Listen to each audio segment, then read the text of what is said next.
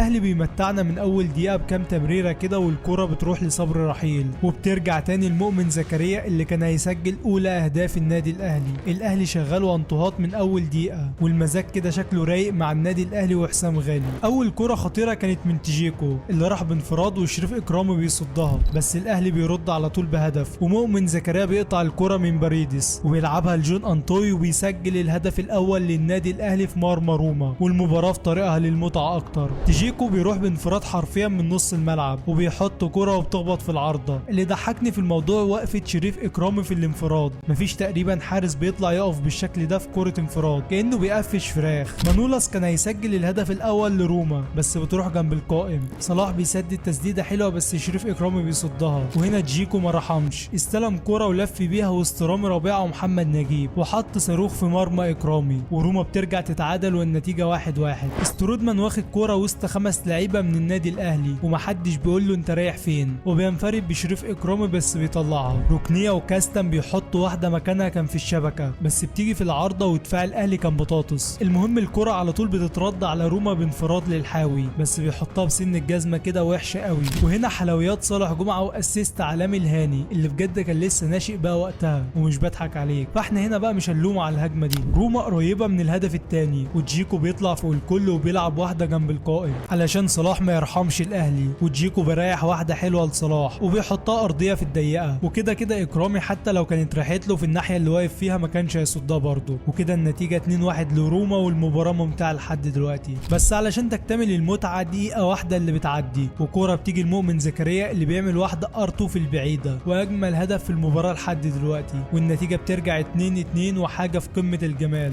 ونرجع هنا تاني الاسيستات صالح جمعه اللي الواحد زعلان على الموهبه دي فعلا، اسيست عالمي لحسام غالي بس بيضيعها. وهنا دفاع الاهلي شوربه، وتجيكو الحمد لله شكله كان شارب قبلها ومضيع كميه اجوال ما تضيعش. بيرد الاهلي على طول بهدف بيجيبه الحاوي وليد سليمان. هي مباراه وديه بس ده ما يمنعش ان النادي الاهلي عاوز يكسبها، حاجه تتكتب في التاريخ. والاهلي بيتقدم على روما 3-2 في مباراه ممتعه بكل احداثها. وهنا انت بتخرج صالح جمعه وبتنزل مكانه عبد الله السعيد، بقول لك كان سكواد عالمي للنادي الاهلي. وهنا صلاح بيحط صاروخ ارضي بس اكرامي بيشيلها، وتبديل تاني وبنلاقي السوليه مكان غالي. نص ملعب الاهلي وقتها كان مرعب، هجمه بذكريات ايفونا مع الاهلي وبيلعب كره للسوليه بس بتطلع بره، والاتنين بعدها بيضيعوا كره ما تضيعش بعد ما عدت من السوليه بطريقه غريبه، وايفونا كمان بيطلعها بره. بس روما بتعاقب الاهلي بهدف عن طريق ويليام فانكور ويسجل الهدف الثالث لروما وهدف التعادل في الدقيقه 90. بس ما تنساش ان النادي الاهلي هو ملك الدقيقه 90، واحمد الشيخ بياخد كره وبيخش بيها، والغريب ان مدافعين روما خايفين يخشوا